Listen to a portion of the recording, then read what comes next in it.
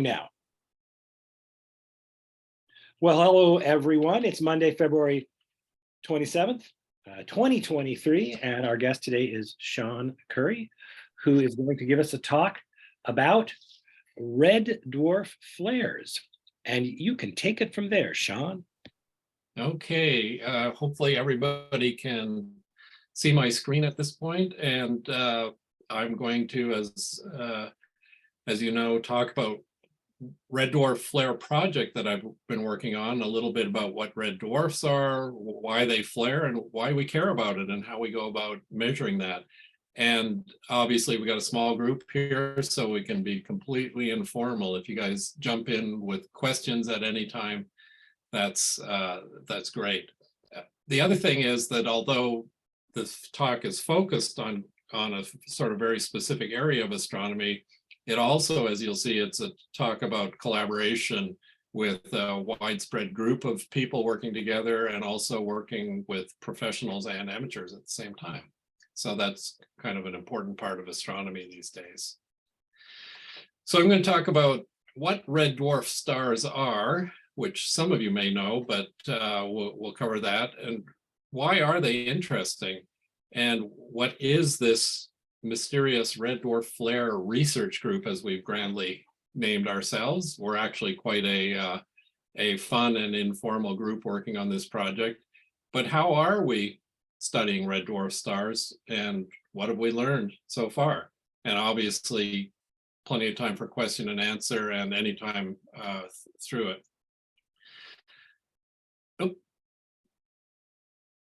But first of all, I think most of you know we have a flare star in our neighborhood, right? The sun. There are solar flares. The sun is waking up, I think, the last year or so after its 11-year hibernation cycle.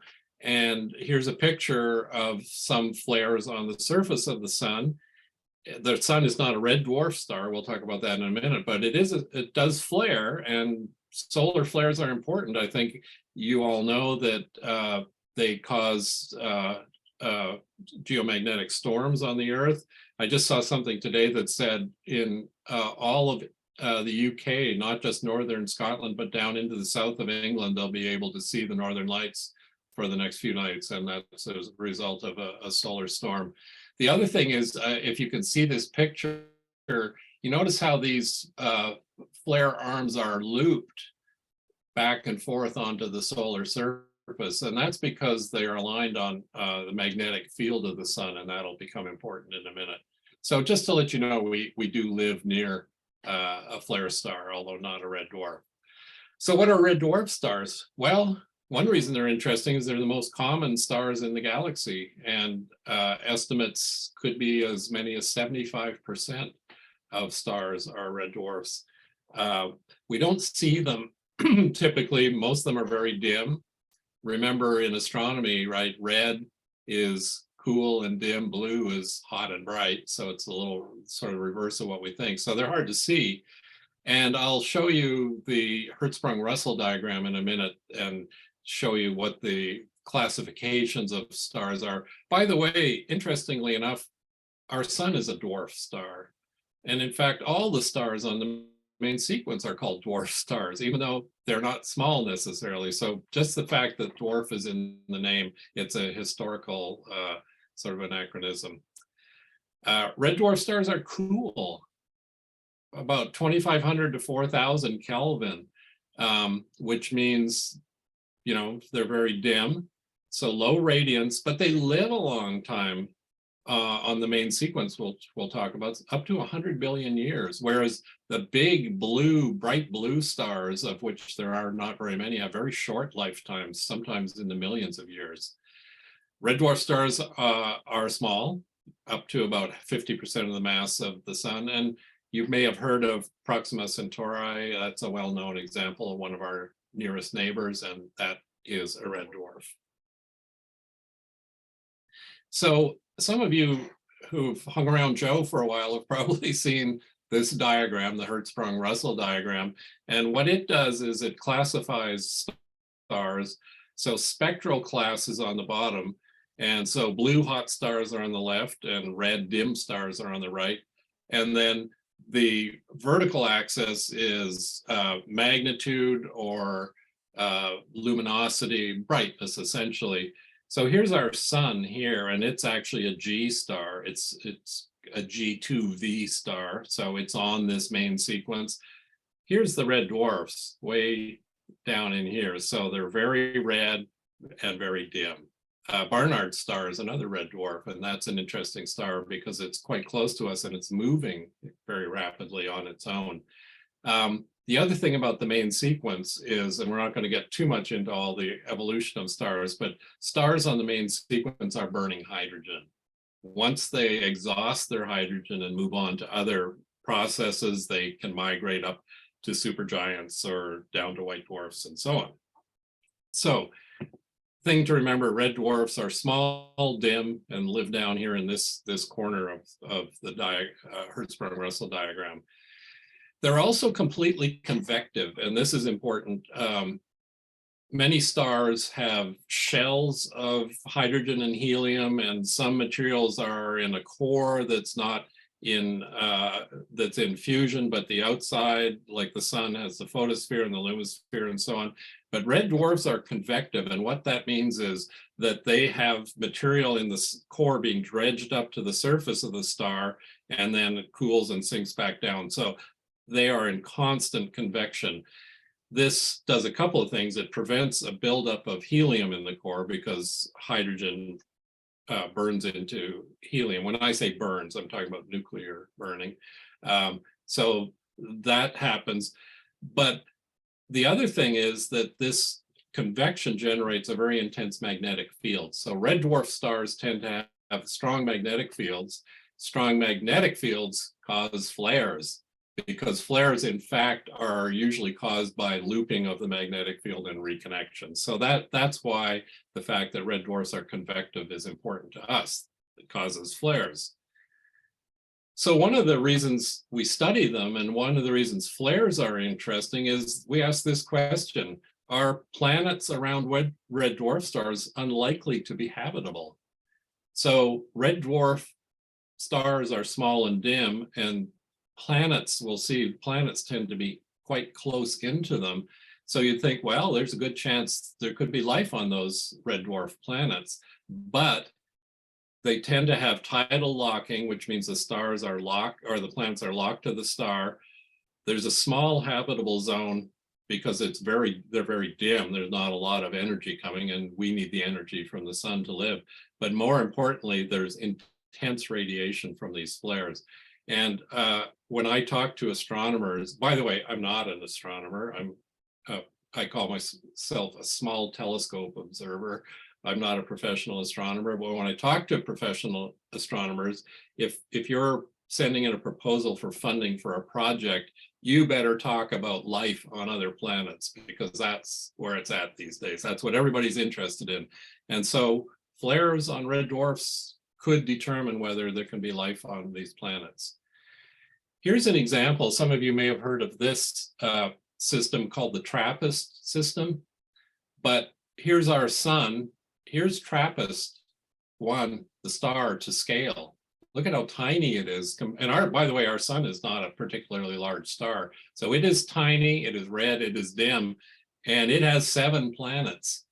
And they're all close in. This is, I think, the most planets discovered around another star. But people have wondered, look at this one. They think, oh, that looks Earth-like. Maybe there's life there, but what about if there's huge flares on the star?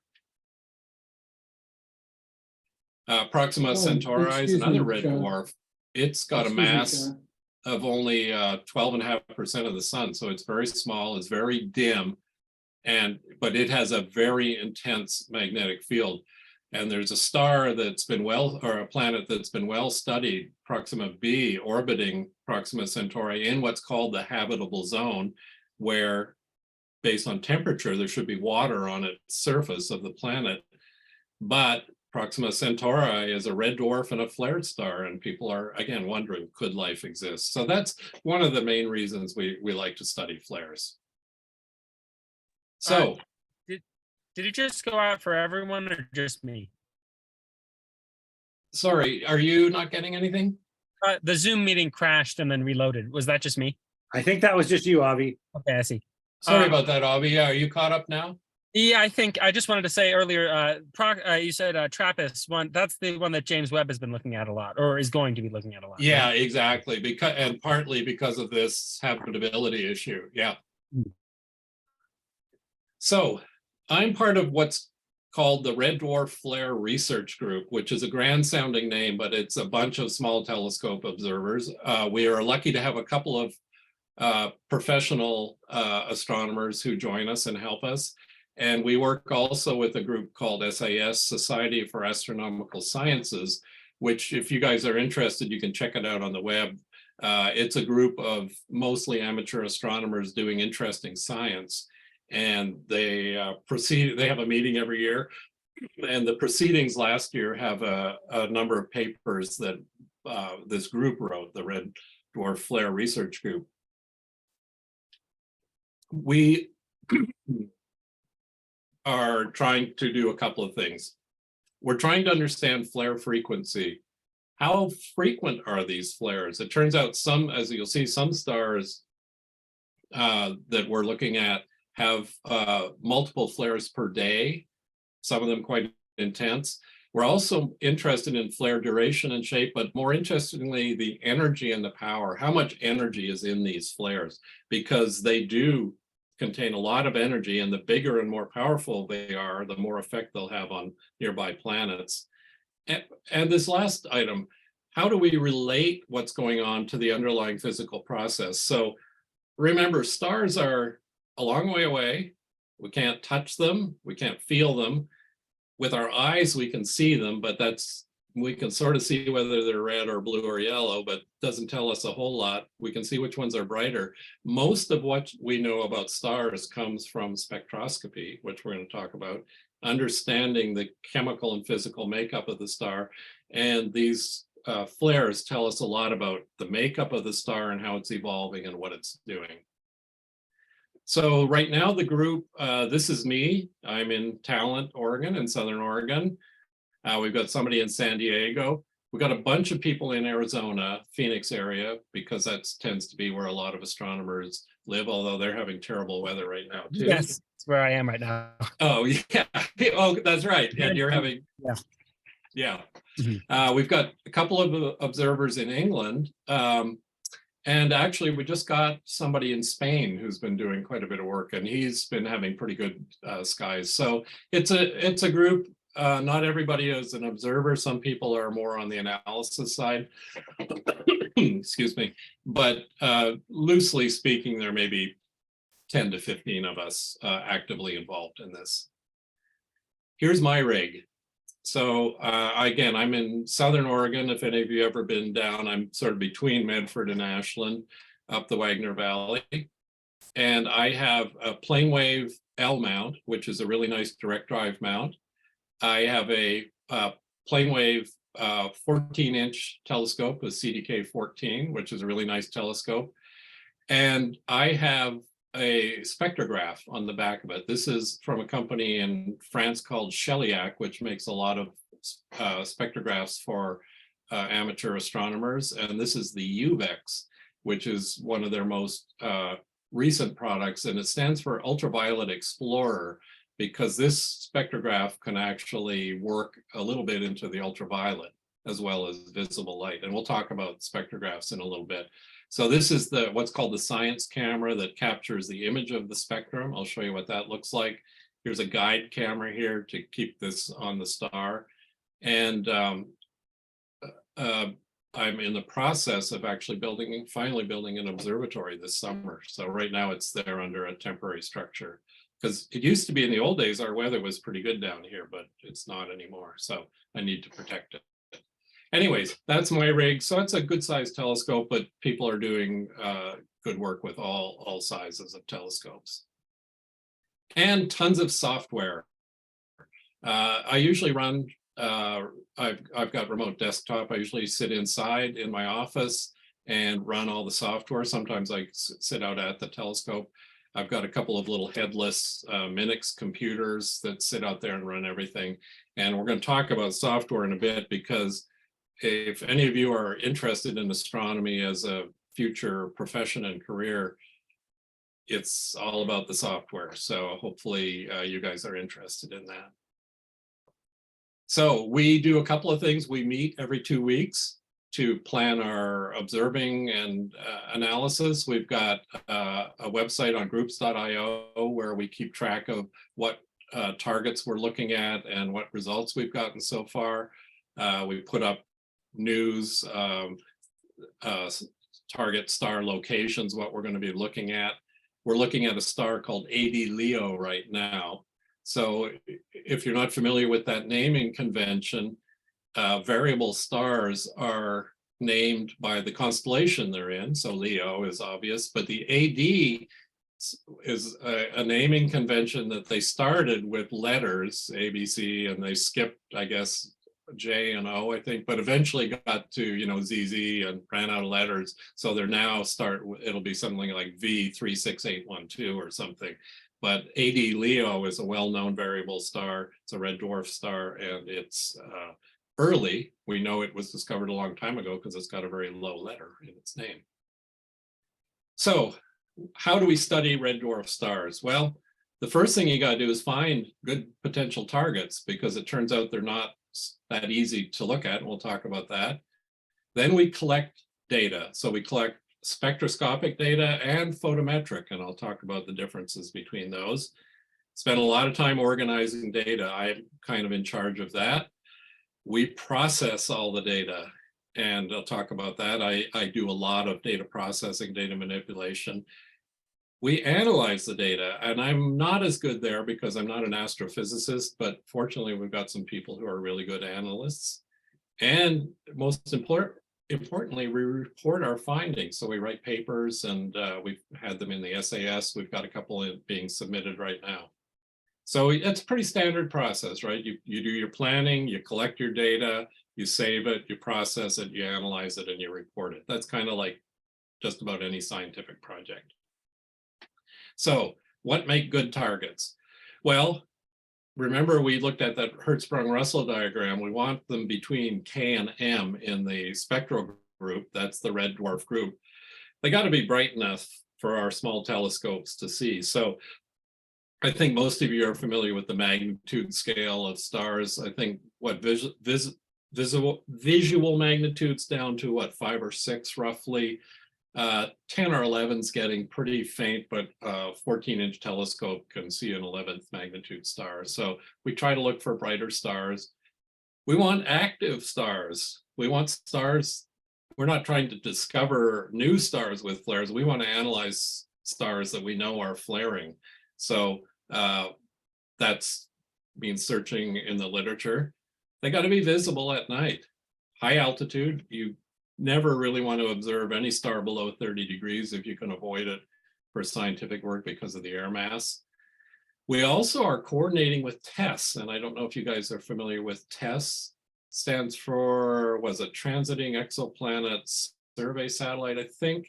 So this is a satellite that's looking at exoplanets, so it's looking for planets passing in front of stars, but it also collects a lot of data on a lot of stars. So one of our people working with us is a postdoc at University of Arizona, and he has got a program where he's getting tests to look at the same stars we're looking at, which is kind of cool.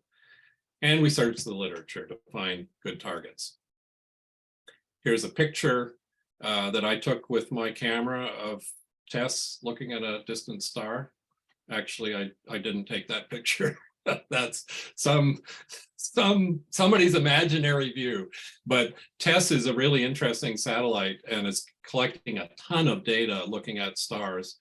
And just as an aside, there is an online portal to all of the data collected by Kepler, TESS, all the NASA satellites, and you can download it and analyze all that data to your heart's content. So there's tremendous resource out there, and we use the TESS data. The other thing we do is we use this really nice planning tool called Astro Planner. which is a piece of software runs Windows and Mac. And you basically put in your location, your date and time, and you pick up stars that you're interested in, and it gives the right ascension and declination. Remember, that's its location in the sky, its stellar coordinates. But also at any particular time, it tells you the altitude, its magnitude, and also when it's going to rise and when it's going to transit or go overhead. So I use AstroPlanner all the time for planning my targets. Remember, I want stars that are above 30 degrees and rising, so they'll be rising during the night. And it's not always easy to find them. 80 Leo is well positioned right now, so a lot of us are looking at 80 Leo. So how do you observe spectroscopy? It's a little weird because if any of you have done photography through a telescope, you know, you get a picture, right, and it's got a bunch of stars in it. You can kind of figure out where you are. You can plate solve it. You can send it to astrometry.net. It'll tell you what you're looking at. Well, I'll show you later what you see in a spectroscope. It doesn't help at all. It doesn't tell you where you are. But basically, you get your equipment in good calibration, get the star above 30 degrees. You observe a known star, a reference star, which is a bright like A or B star that helps calibrate your equipment. Get your calibration frames. And then you sit on the star for as long as possible. And for us, that's all night if we can. And I'll show you why that's a little different than normal observing. Usually, if you're getting a spectrum of a star, which will tell you its chemical makeup, you might observe it for 15 minutes or 30 minutes or an hour, as long as you need. But we want to see if there are flares happening all night. So we sit on these stars all night and we get a lot of data. And then you look at the reference star again, and there's calibration frames. So it's kind of an involved process, but we're starting to get it fairly well automated. I then take all the data and I store it. And we were using Google Drive because we share this, right? We've got people all over the world trying to work with this data. So it needs to be in a place everybody can get at it. Can't be sitting on any one computer. So used to be on Google Drive. I started having Google Drive problems with my Mac. I don't know why. So I've actually switched over to Dropbox. So all the data are sitting on Dropbox. And I think the last time we checked, we have something like 80 to 100,000 spectra right now. So we've done a lot of observing, and there's a lot of data sitting out there. So remember I said that you would want to observe this red dwarf to see if it's flaring or to analyze the flare with both photometry and spectroscopy. So photometry, for those who aren't familiar, that's just measuring the brightness of the star. And we talk about flux, that's the number of photons coming from the star, the amount of light that's emitted. So to measure photometry, you take a normal scientific astronomy camera and take a picture of the star, and you might do it over, 20 minutes, 30 minutes, a bunch of exposures, and you measure other known stars around it. And using the known stars, you can figure out the brightness of the star, and you can see, does it get brighter when the star flares? Because that's an interesting question. You're going to see, we see the flares in spectroscopy, but in photometry, is the star getting brighter? We're trying to figure that out. And you put a filter, so you capture the light in either the visual range, blue, red, or infrared. Spectroscopy is a lot different, and I'll show you examples of what a spectrum looks like. But spectroscopy, the spectroscope, splits the light into all the individual wavelengths. So rather than having a picture of the star, and the star might look a little red or look a little blue or look a little yellow, in this case, we're getting individual wavelengths, brightnesses from all the way from blue to red, and I'll show you what that looks like. And the spectroscope takes that picture, and then we measure the intensity at each wavelength. You could think of it as photometry with thousands of filters, because it breaks it down into thousands of wavelengths. In astronomy, most stellar analysis is done with spectroscopy. And if you look, somebody mentioned James Webb. James Webb has 2 or 3 spectroscopes on it. So that's a really critical part. I mean, there are others. There's radio waves, there's gravitational waves, there's light, light intensity, but spectroscopy is really important in astronomy. And a simple way of doing it is with a prism, right? I think you've all done that experiment with white light comes in and the prism splits it into the different wavelengths and different colors. So Sean, So, yeah, maybe you're going to answer this, but oh, I think I see the answer, but I'll ask it anyway. Why do you need different equipment for photometry when you've got a spectroscope that is essentially 1,000 little photometers at one at each wavelength? that's actually a really good question. And one of the things we do is we actually have some software that puts the spectrum sort of back together and gets the intensity or the flux.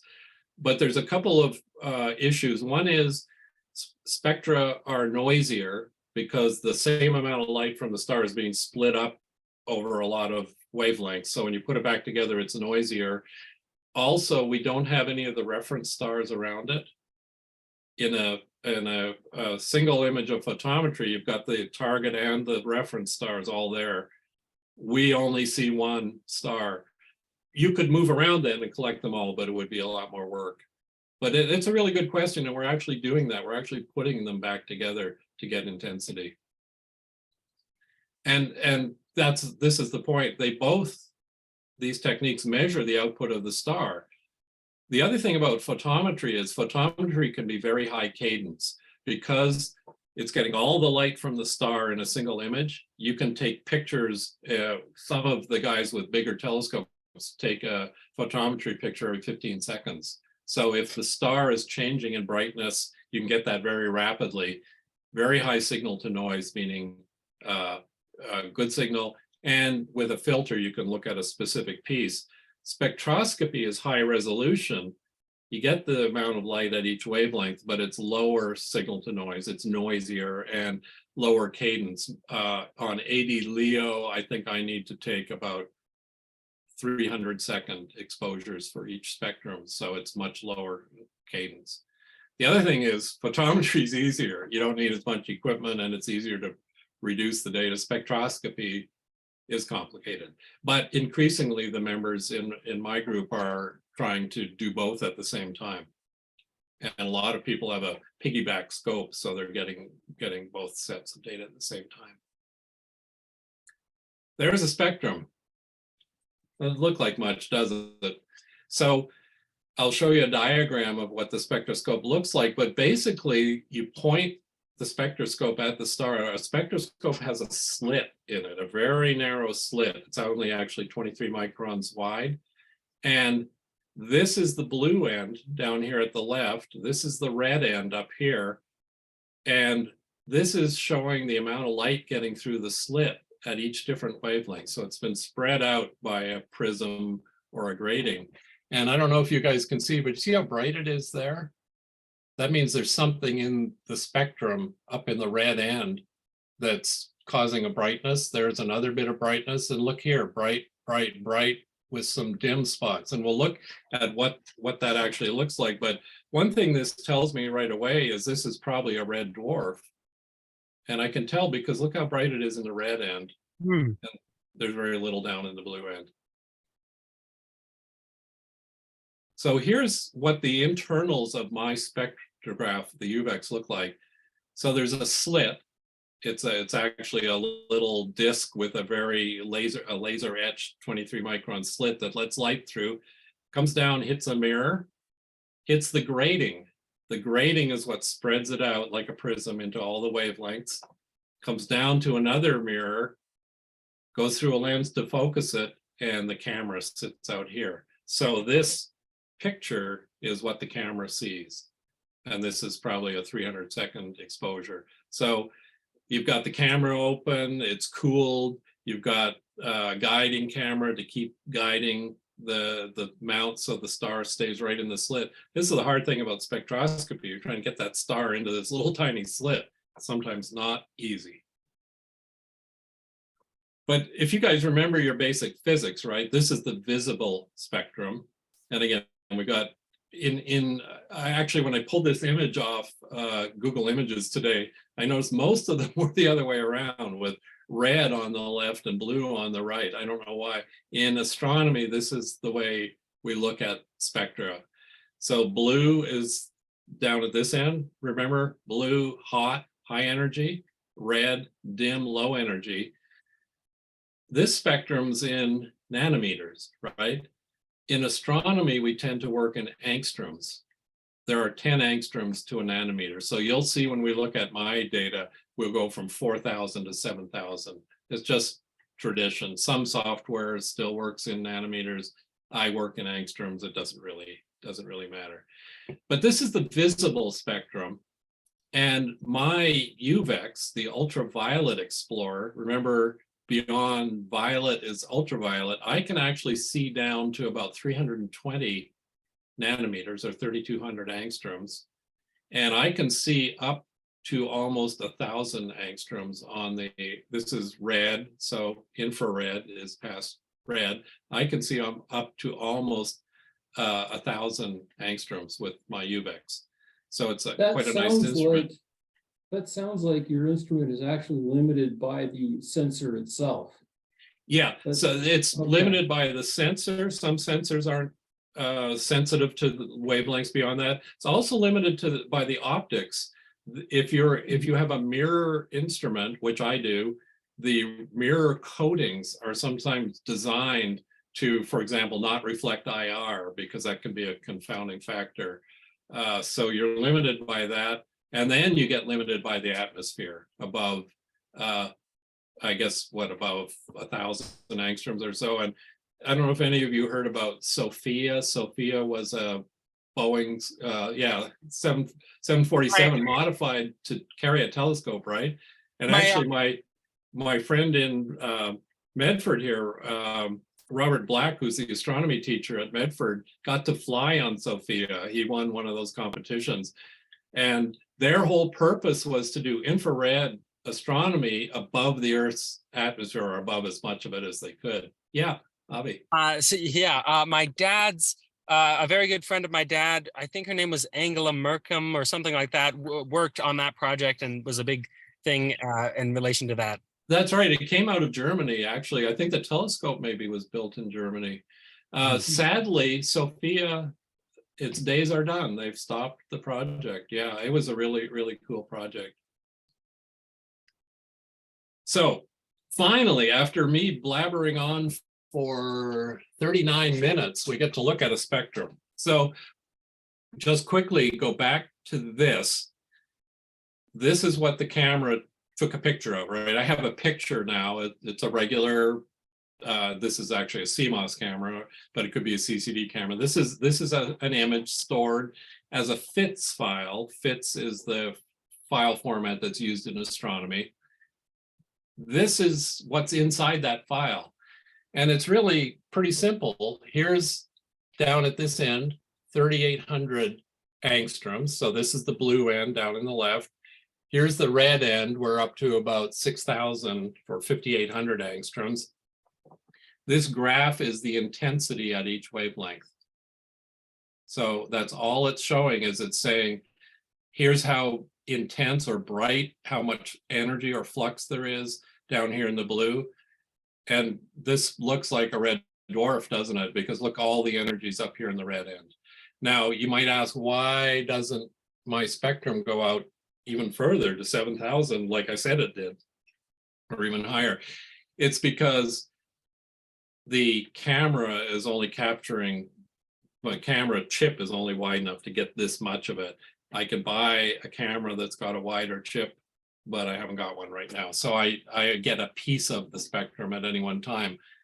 The other thing is, it's not very flat, is it? So the areas like this, even though it's kind of lumpy, we call that the continuum. That's sort of the surface of the star, the just generic background. But look at these bright spikes. These are called emission lines. And what it's saying is at this wavelength, the star is giving off a lot of energy. It turns out these are called the Balmer lines, the hydrogen Balmer lines.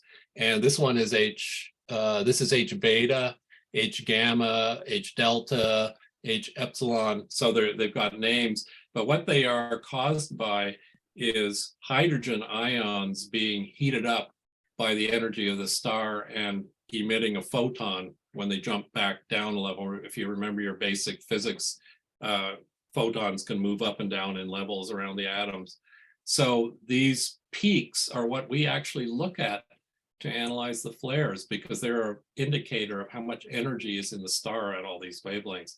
And here's one of the peaks zoomed in. So this background line here is called the continuum. That's sort of the rest level of the star.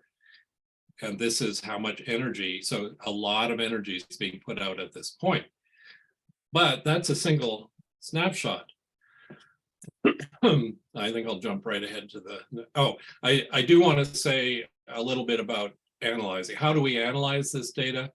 Well, I've written a lot of software. I wrote a package called SpectraStats that takes those spectra and analyzes them. We have photostats. We have a whole lot of software. We write all our software in Python. I don't know if any of you guys are Python programmers or heard of Python. Python is the astronomy programming language right now, because there are these tremendous libraries. There's one called AstroPy for astronomy and one called SpecUtils for spectroscopy.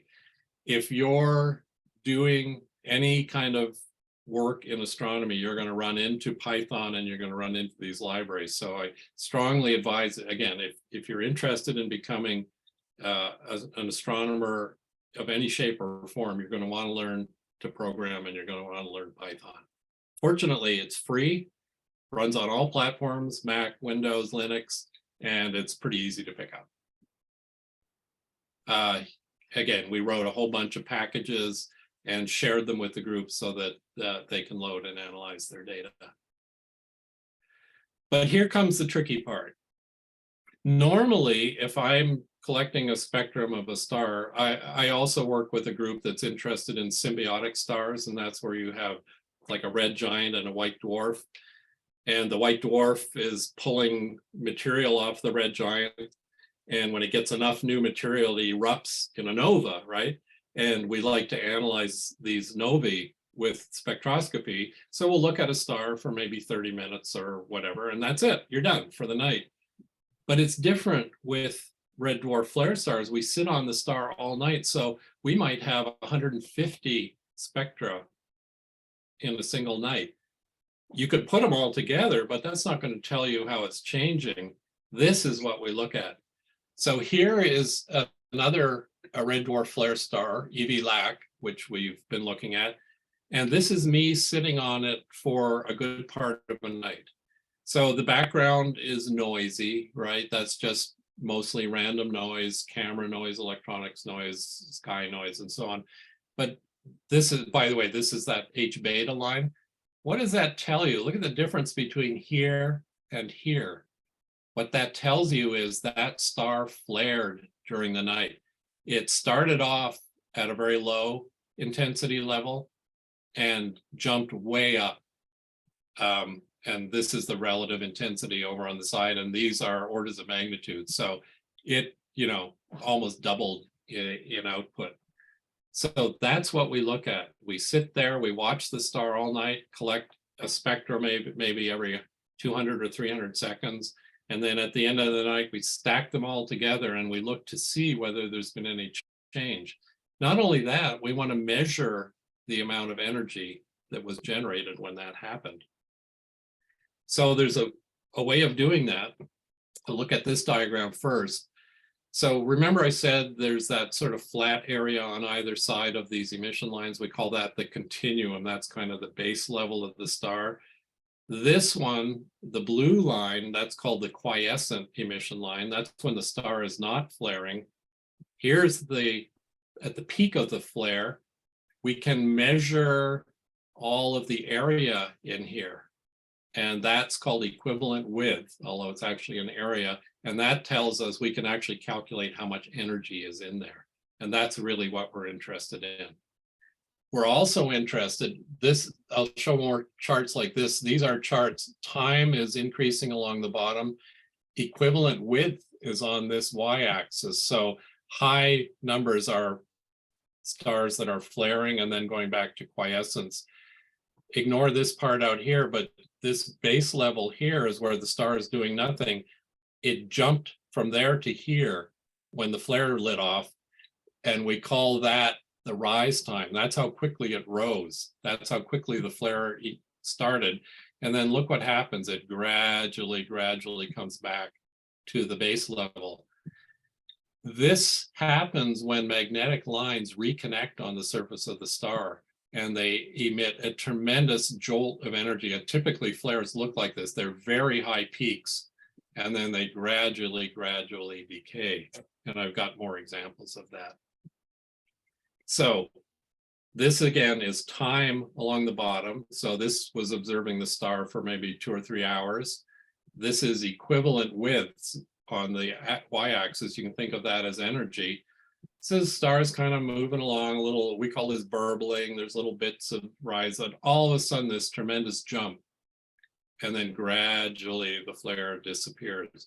We're now able to compute how much energy was released when this happened, and we can start to classify these flares. We can count them and we can say how big they are.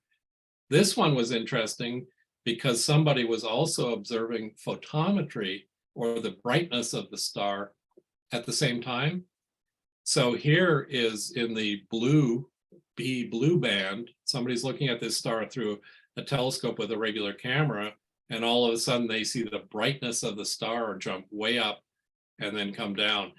What's interesting is, in fact, these do not line up exactly. What we have found is the spectroscopy precedes the brightening of the star by a significant amount.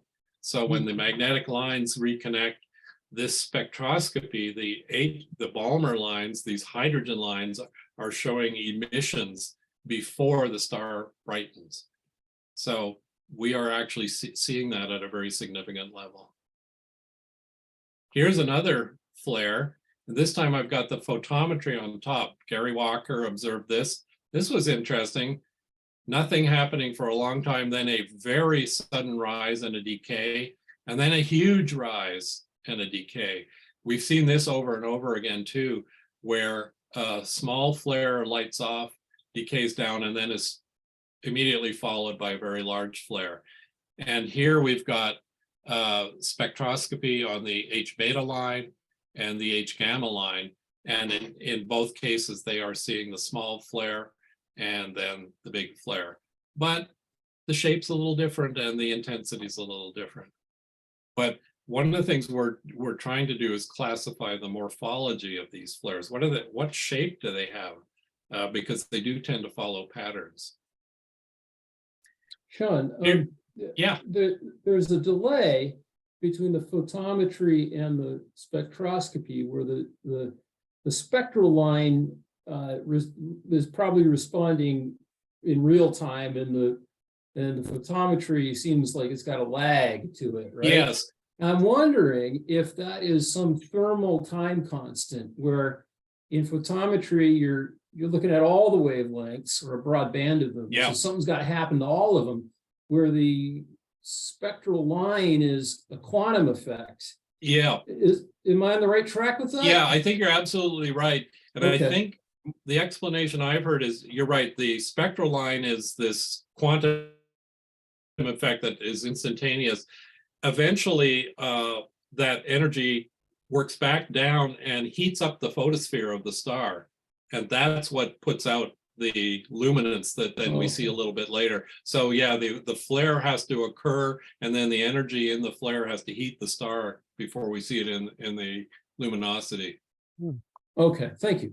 So you're actually, from my backyard in Talent, I'm actually seeing this very complex series of events happening on the surface of a star millions of light years away. I mean, I think that's kind of interesting that I could do that. Yeah. Here's some data from our guy in Spain. And remember, we had those, what I call the Balmer lines, H alpha, H beta, H gamma. These are all hydrogen ions emitting electrons at different frequencies. But this, we look at this and we see this one point, but we don't really, so this is in H gamma. We don't really see it here or here. We think, yeah, that's probably noise, but it kind of jumps along. But this is a flare. And by the way, H gamma is the bluest of the lines in terms of its frequency. Flares tend to be most intense in the blue part of the spectrum. So we're seeing a lot of flare activity here. And then H beta is more in the visual middle range. H alpha is in the red. So as it gets bluer, it's much more intense. But this was interesting because this went all the way back down and then all the way back up again a short time later. Again, we see that quite often. We have asked, does one flare trigger another flare? We don't know. The astronomers don't know.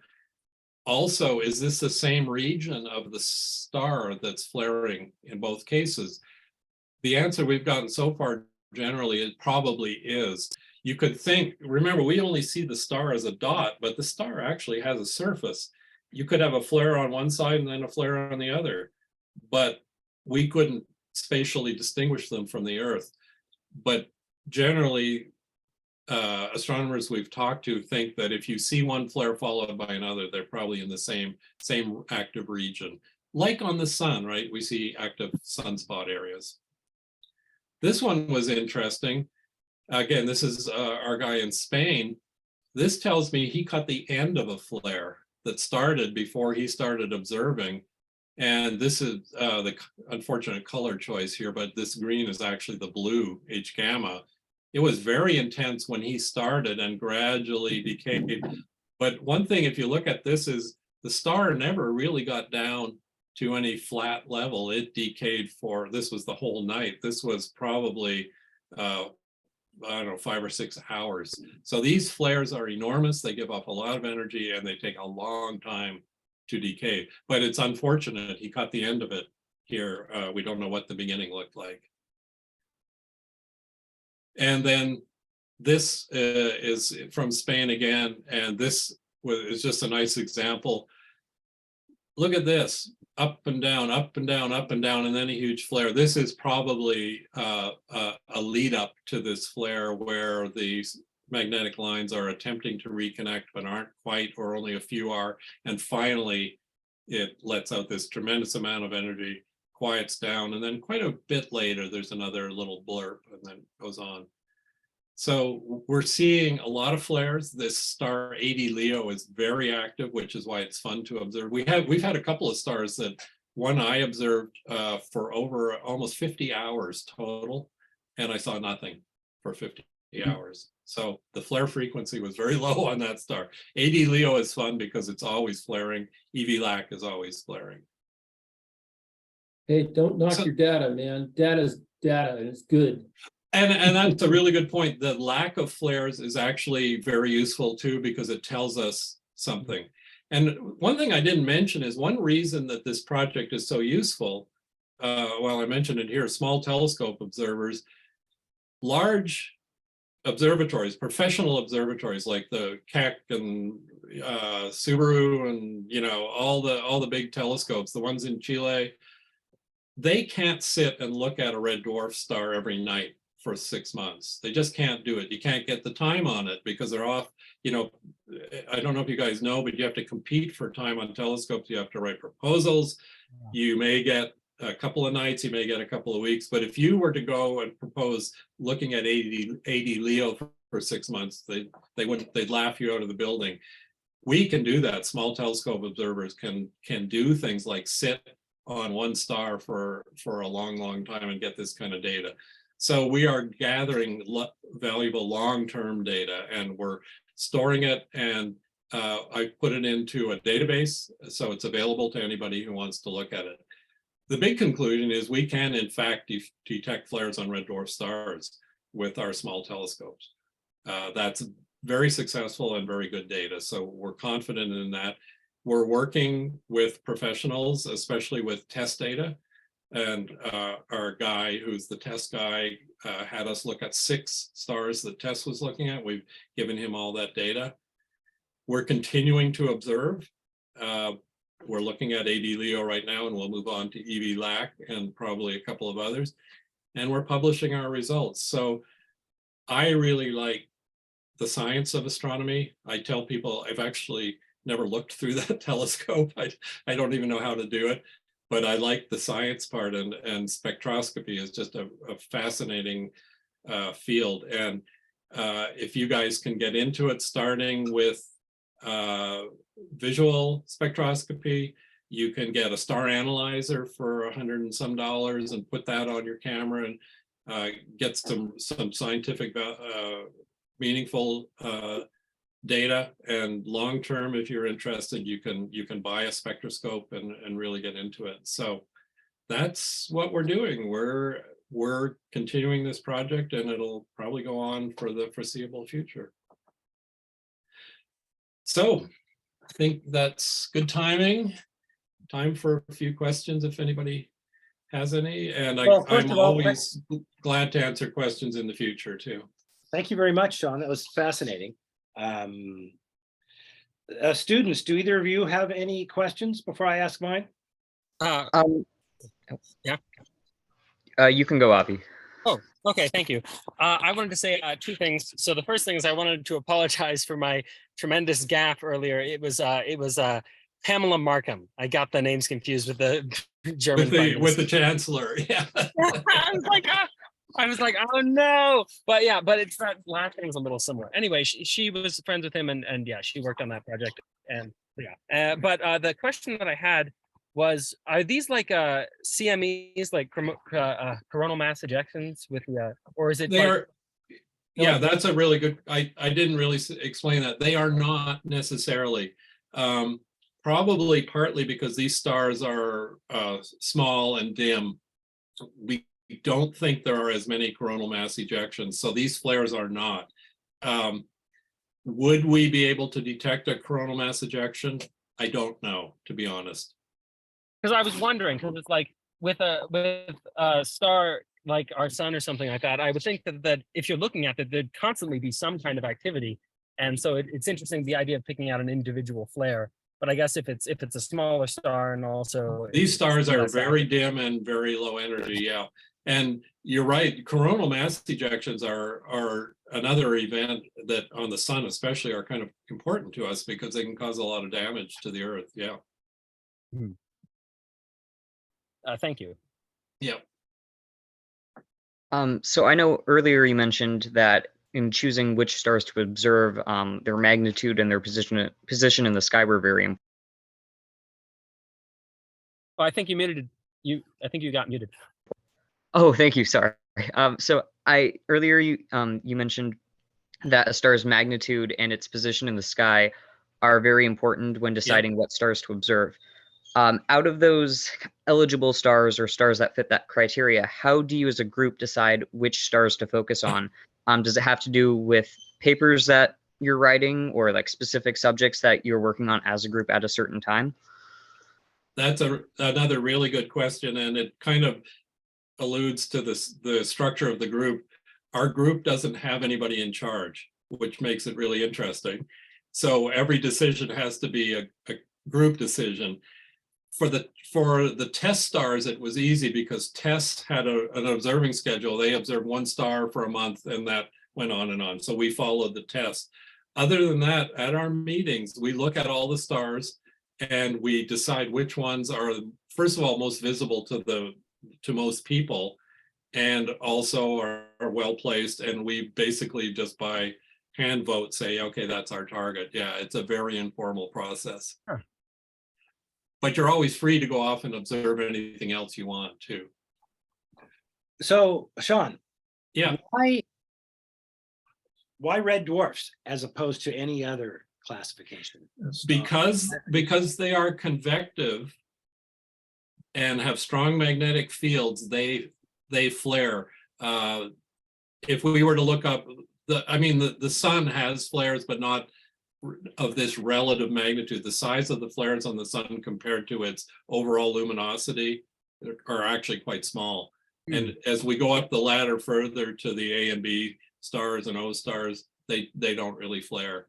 So it's like Willie Sutton, why did he rob banks? That's where the money was. Well, got it. I guess kind of a second question then. Is there a fundamental physics question that we're trying to get an answer to as to why stars have magnetic fields, why they have flares, how the magnetic... Well, I think I think that's fairly well understood. The fact that because they are convective, I guess the question could be why are they convective as opposed to others? I mean, they are convective, that leads to the magnetic field, that leads to the flares.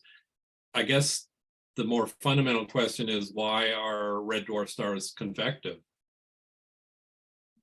And I have a feeling it's because of their low mass, that high mass stars tend to be segmented to where they have, cores and outer shells. Sure. But Our to be sun honest, has I don't know. Our sun has the convective zone and the radiatives, Right, but it's not fully convective. not fully convective. Yeah, and that seems to be the distinguishing factor. Interesting. Yeah. Go ahead, Avi. The other thing that I was wondering about, I a while ago when I was in my, I took a physics class at PSU, and there was like an end of the term paper thing, and I did it on seismology in the solar system, and I was looking at the planets, but also at stars, and there was a lot of seismology in stars, and I was wondering if does that have an impact on do you have to make sure that it is not being impacted by some kind of seismological event or? And again, that's a good question. I don't know the answer, but I suspect again it's because the red dwarfs are such low mass and fully convective that they are not seismically active compared to larger high mass stars. That's a good question, though. Maybe I'll go and see if I can find an answer to that. Yeah, because you're right. There's this whole field of astroseismology. Yeah. The crazy thing about that is if you look up an article, there's like a lot of stuff where it's like, new study finds this planet is in the solar system, like Uranus or something like that, has seismological activity. And they're like, it's the only one besides, the rock. And so apparently a lot of people, they're not looking into as much of seismology on gas giants and stars and things like that. And it's the other thing that I was really curious about, that I've been wanting to ask someone about for a while, is that people consider gas giants to not have a surface, even though far enough down they do have a solid, gas. There's a core somewhere, yeah. It's like kind of a technical issue to determine whether it's a core or a surface. Well, stars don't have a surface either. Mm-hmm. Yeah. They have a surface that we see. There's some kind of, area where light is being emitted that we see, but there's really no surface there either. I guess they have an optical surface. They have an optical surface. That's good. Exactly.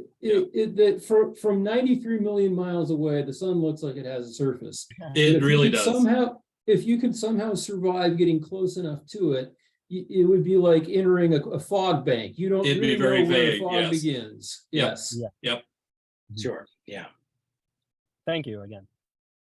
All right. Well, we're a little over an hour. Any last questions? I have tons of them and nowhere near enough time. But let me see if ask one or two. I guess, yeah. So you kind of answered one already, which was relative to the sun. I've watched solar flares on the sun with my hydrogen alpha telescope.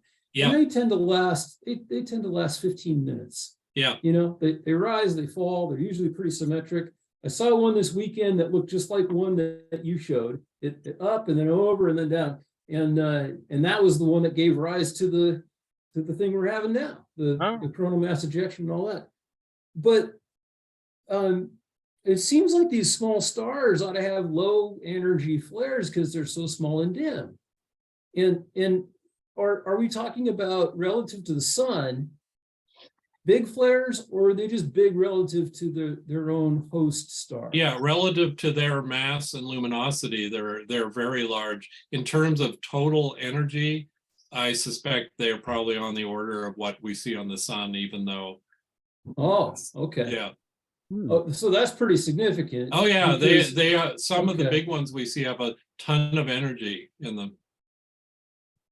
We saw one on EV LAC that caused we don't know if it caused, but TESS stopped collecting data at that instant, and we think it overloaded the detector on TESS. It was so oh big. my.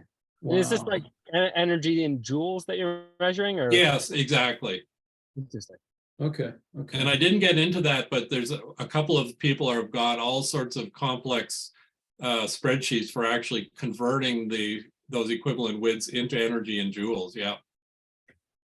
Spreadsheets, there's another question. You mentioned software is super important here. And Yep. Why are people using spreadsheets when so much better tools exist for Yeah. manipulating big loads of data? I mean, really, spreadsheets? Yeah, I know. I know. Okay. Luckily, we're trying to get away from all that. We're trying to use databases and, you know, proper programming practice. Are there like, I'm at work, I use MathCAD, MATLAB, and they're able, you like can load a table in and just do an operation on the entire table, Yeah. right? You know, image processing or just data analysis. Yeah, and so I'm wondering if there's tools that you're using outside of spreadsheet land to do that kind of analysis. Yeah, I'm using one in Python right now called Pandas, which is a data analysis tool. But again, for spectroscopy, SpecUtils and AstroPy have a ton of stuff. Python, I don't know how familiar you are with it, but at its core has a library called NumPy, which has all the numerical analysis tools in it. So it's pretty powerful. I wanted to say thank you so much because I've heard about Python a lot from all of these, you know, astrophysicists, YouTubers, and things like that. But I had no idea it was free.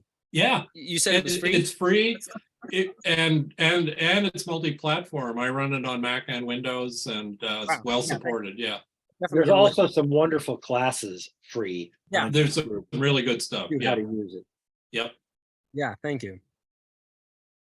Well, I Sean, just got one last ahead, question for Sean. And Sean, you don't have to answer this right now, but I want you to think about if you could replace your camera with your eyeball at your spectroscope, what is it that you would look for? And the reason I'm asking, of course, is because I want to do some visual spectroscopy. Yeah. And what kinds of things would a budding spectroscopist look for that might be meaningful in the context of just understanding stars? The HR diagram would be the place I'd start, maybe. When you say visual, would you be looking through a telescope and then putting the light onto some in the simple eyeball? Yeah. So a slitless spectroscope. So you're relying on the size of the star to provide the slit itself, right? Yeah. But are you going to use a prism or a grating or something? In fact, both in the case of what I make. Oh, so, yeah. Well, I yeah. mean, I would start, and actually it's a project I'm doing with one of Joe's students right now, is look for a bright star in each of the spectral classes. Okay. OBA, you know, on down, and observe them and just look at the difference. It's very obvious, the difference between the blue stars and the red stars. Yep. Okay. Yeah. Okay. That's about where I am right now. So no, that's a great project, okay. And that's what I'm going to do with Joe's student using my rig. We're gonna get a spectrum from each of the major classes and compare them. Yeah. And that's what Sean did with Molly last. I did that with Molly. Yeah, it worked out really well. Yep. Yeah, I saw her presentation. Yeah, it was good. Yeah, that's a great one, and you can do that with a slitless spectrograph easily. Yeah. Okay. Okay. And that student is what's his name? Sam Grunt. Sam, of course, it's Sam, right? Okay, right. I'm wondering if I could ghost that project with a visual spectroscope and just see what I see. Yeah, I mean, we'll send you. We haven't chosen a list of stars. I've started to narrow some down. We can send you that list, and you can observe the same ones. That would be fun. That'd be great fun for me to do. And then, you know, maybe something comes of it, but I can see myself doing kind of a workshop like thing like you're doing. Yeah. Yeah. I want in. I want a piece of the action. It sounds like so much fun. But I don't want to take away from what you're doing. I'd rather provide a step ladder so people get to what you're doing easier. Yeah, well, Rob, I think what you're talking about is a great compliment. I think It would be Yeah, great. it'd be really interesting. Yeah. Yeah, yeah. Cool. All right. I think I probably should go because there's things going on here. But I just wanted to say before I go that the next stop on this trip that we're on is the Very Large Array. So I'm Oh, looking- oh, wow. Oh, Oh, you're I'm heading envious. south. Yeah. Wow. Hey, and one last thought. I believe, Rob, I don't have my calendar in front of me, but aren't you our speaker? There's no speaker for March because of spring break. And then I believe you're our speaker Well, I'm next. That's right. April And guess 20, what I'm, the last yeah. Monday of April, whatever date that is. yeah. I'll And give you guess more what I'm reminders. talking about. Yeah. And It's then Mary more of the Coolidge same. is going to Yeah. be that was the April talk. Our May talk is Mary Coolidge, very different theme. She is with the Portland Audubon Society and is their light pollution dark sky expert. Ah, Oh, good. Good. Yeah. Is interesting. And of course, Sean and Rob, grown-ups are always welcome. We have had mixed success with our talks this year with student turnout. And I think part of that is because I no longer teach at the school. Yeah. When I teach at the school, I drum up interest during the day, but now it's all by email. And I'm finding that young people, except for Avi and Ryan, don't check their email. and on that subject, I assume these next dates for the future ones will be in the email for like. If you got the email for this, I usually send out an email about a week ahead of time. Okay. I'm a little late this week. I was off in Chicago on a family business, but I'm I glad should- y'all came. And Sean, as always, I've told you this before, but I'll tell you this again. Your presentations are worthy of a professional educator. You're Thank so you. many serious engineers, scientists. It's way too much information, way too quick. You're a natural educator, and of course, that means that I'm just going to keep asking forever and ever. Always feel free to say no if you're too busy. No, it's always my pleasure. Thank you. Good. I actually have I'm at my office. I have a tutoring student who needs to learn some pre-calculus in about a minute. So I'm going to use that as a Yep. reason to end the meeting. Thanks, Sean, and thanks for everyone for coming. I hope to see y'all soon. Thanks, Thanks, everybody. Joe. Bye. Thank you, Mr. Curry. You're welcome.